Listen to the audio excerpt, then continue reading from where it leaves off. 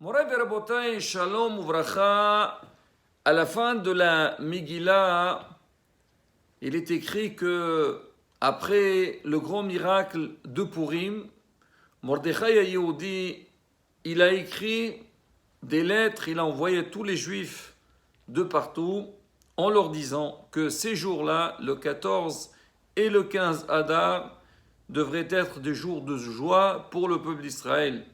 Les Yot Ansim Hayamim Ha'ele, de commémorer ces jours-là, Mishte Vesimha, des fêtes et des jours de joie, Umishloach Manot Ish Lereahu, et d'envoyer d'aimer les uns aux autres, Umatanot la Evionim, et donner des cadeaux pour les nécessiteux. Nos sages, ils ont déduit de cette phrase qu'il y a des règles à respecter pendant ce jour de Purim pour multiplier la simha et bien commémorer l'événement, le miracle de Purim. Alors qu'est-ce qu'on doit faire? Il y a le mishté, donc ce qu'on fait le jour de Purim. Il y a mishloach manot, envoyer des plats d'aimer les uns aux autres, et aussi donner de l'argent aux nécessiteux, ceux qui sont dans le besoin. Mordechai, quand il a fait cette demande, il a bien réfléchi. Il a compris que pour avoir une belle leçon du passé et faire un bon programme pour l'avenir, il faut passer par ces mitzvot-là, par ces gestes-là. On va expliquer c'était quoi la psychologie de Mordechai. Nous, on sait très bien que dans la vie, on passe des événements joyeux, et des fois malheureusement des choses qui sont un petit peu difficiles. L'homme, il doit combattre, il doit vivre avec les événements, mais la force c'est quoi? C'est la leçon qu'on prend de chaque événement. Parce que si quelqu'un y voit quelque chose, et il est impressionné de ce qu'il a vu, et après ça passe, alors qu'est-ce qu'on a gagné? D'accord, tu as passé des beaux moments, mais il faut que ces beaux moments-là donnent un fruit, donnent un résultat. Et c'était vraiment la réflexion de Mordechai Yehudi. On sait que dans l'histoire de Haman Arasha, Haman il était jaloux de Mordechai. Tout le monde se prosternait devant Mordechai, devant Haman. Il n'y a que Mordechai qui ne se prosterne pas. Il est parti voir le roi, il a commencé à parler du mal sur les Juifs, et il lui a dit Yeshno Am Ehad, il y a une nation, Mefuzar Unfurad Ben Ha'amim, elle est dispersée entre toutes les nations, Vedatehem Shonot Mikol Ha'amim, et leur religion elle est différente que tous les autres, Vela Melech En Shoel Aneham, le roi il n'a pas besoin de ces gens-là, ils servent à rien. Bon, il commence à parler du mal sur le peuple d'Israël, mais Haman Arasha doit trouver une logique dans ce qu'il dit pour qu'il puisse influencer sur le roi Ahasuerus. Il a dit, on peut comprendre, chacun il a sa religion, c'est pas le problème. Mais le problème c'est que ces juifs-là, ils sont même entre eux, ils n'arrivent pas à s'arranger. Mais Fouzar Fourad, il y a de la haine entre eux, il y a la Seinat Hinam, il n'y a pas l'union entre eux. Alors, qu'est-ce que tu vas gagner de ces gens-là? Déjà, ils ne sont pas comme les autres. Et en plus, entre eux, ils n'arrivent pas à s'organiser. Laisse tomber, il faut les exterminer. Et malheureusement, Haman, il a réussi à influencer sur Ahasuerus. Alors, quand il a envoyé son décret, tout le monde était au courant. Mordechai, il était très, très peiné, gêné. Qu'est-ce qu'il a fait? Il a fait appel à Esther. Esther, c'était la reine, la femme de Ahasuerus. Il dit, écoute Esther, maintenant toi, tu vas être l'intermédiaire pour annuler ce décret. Entre chez le roi, explique-lui tout, comme ça, Bezat Hashem, le peuple, il soit sauvé. Qu'est-ce qu'elle a dit Esther? Elle a dit à Mordechai, Lech kenos et kol haYehudim, va regrouper tous les juifs, Wesomu alay layla vayom, et jeûner pour que ma mission soit réussie, jeûner pendant 3 jours. D'accord, il faut faire des tfilotes. Mais Hachamim, ils disent que Esther, elle a transmis un message à Mordechai. Il lui a dit, Mordechai, S'il y a eu ce décret contre le peuple d'Israël, c'est pas pour rien. Il y avait un problème, c'est qu'il n'y avait pas l'ahdout, la solidarité dans le peuple d'Israël. Alors quand il n'y a pas la solidarité, il n'y a pas l'union, chez Mishmor, c'est grave, c'est ce qu'on a vu, destruction du temple.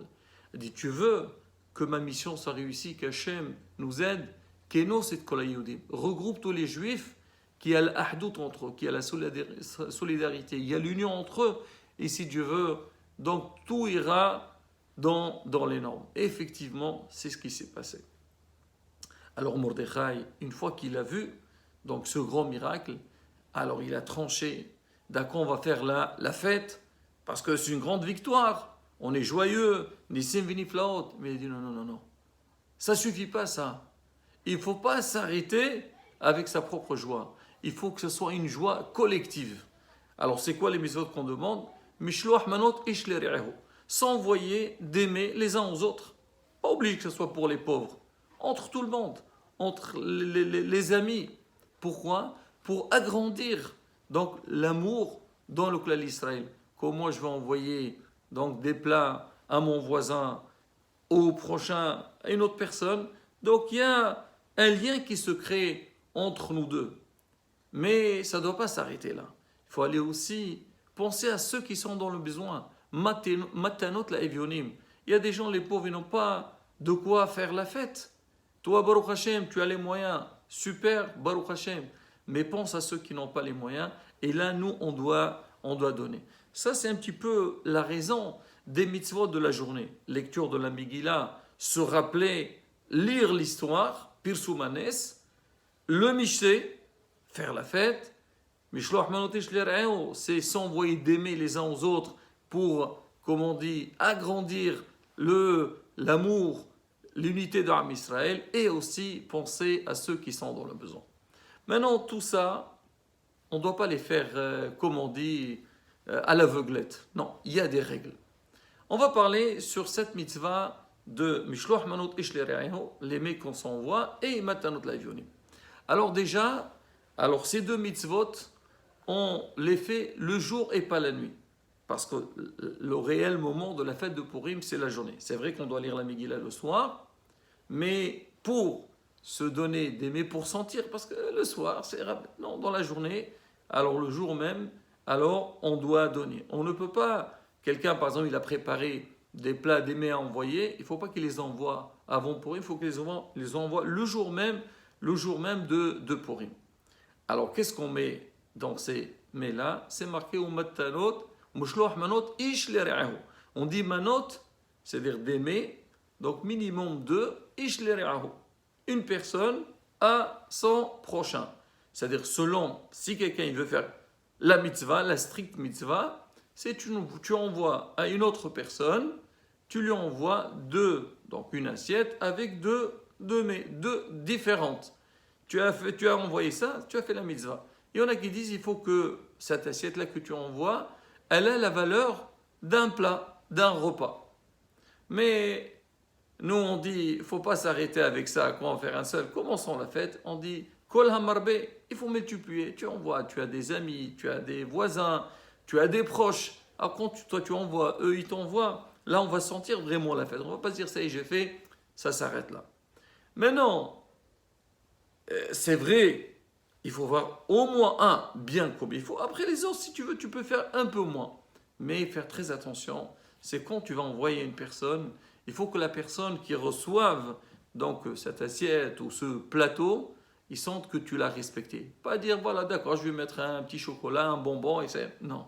Il faut faire quelque chose que lui, il sent que vraiment, tu as pensé à lui, tu l'as envoyé, même si lui, il n'est pas dans le besoin. Et vice-versa. Cette mitzvah, elle n'est pas pour toute la famille. Chaque membre de la famille doit la faire. Déjà, les hommes, les femmes, parce que tout le monde était dans le miracle. Même les enfants qui sont âgés pour les garçons, plus que 13 ans et les filles 12 ans, ils ont le devoir que chacun, il doit envoyer donc Mishloach Manot aux autres. Maintenant, c'est rapporté dans la Lacha, c'est bien les Hanech et Tartani. Même les enfants, les petits, il faut les éduquer. Et bien, mais ce qu'on voit aujourd'hui, surtout Baruch Hashem dans les écoles, les enfants, ils font ça, c'est très important. Il faut montrer aux enfants que dès qu'on est petit, il faut penser aux autres. Il faut donner aux autres. Et là, Bezrat Hashem, quand un enfant il grandit avec ça, ça devient quelque chose de naturel chez lui. Penser aux autres, c'est quelque chose de normal. Maintenant, il y a aussi la mitzvah de Matanot Laivionim, c'est donner aux nécessiteux. Combien on doit donner? Alors là aussi, Matanot Laivionim, c'est quoi? On donne une matana à chacun. Chacun, on lui donne un cadeau. Ça peut être du manger ou de l'argent, mais en règle générale, on donne de l'argent. Alors pour ça, Rabotai, c'est vrai selon la halakha, n'importe quelle somme que tu donnes à chacun, c'est suffisant. Mais beaucoup te poseraient, me disent quoi? Tu vas donner quoi? Une petite pièce? Il faut donner quelque chose qui a un minimum. Valeur, c'est on dit combien? À peu près la valeur de 170 grammes de pain, c'est-à-dire x2. Quelque part, tu donnes, je ne sais pas, la valeur de 2 baguettes à 2 personnes. Mais non, maintenant, même ça, on sait que si tu donnes à quelqu'un donc cette somme, il ne va pas pouvoir faire la fête correctement.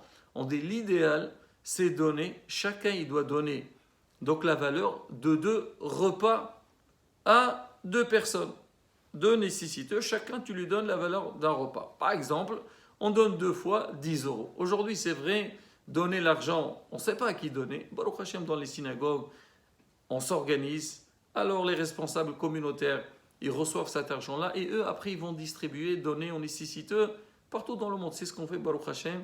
On a ce mérite-là que, Baruch Hashem, on est mezaké, le tzibour. Donc les gens, ils donnent et nous, on essaie de donner à ceux qui sont dans le besoin. Il y en a qui disent, alors si on peut, on réfléchit par rapport à nous. Combien moi je dépense pour moi? Par exemple, moi je vais aller, un exemple, je vais aller au restaurant. Mon plat, je vais payer tant. Alors pour le nécessité aussi, je donne à 2 personnes, chacun je lui donne ce que moi je vais manger. Mais rapportez encore une fois, chacun il voit par rapport à ses moyens.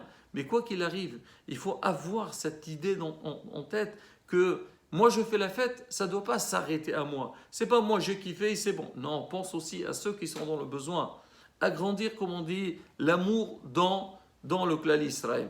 Et ça aussi, Rabotai, il faut le faire le jour même de Purim. Et je voudrais conclure avec la parole du Rambam.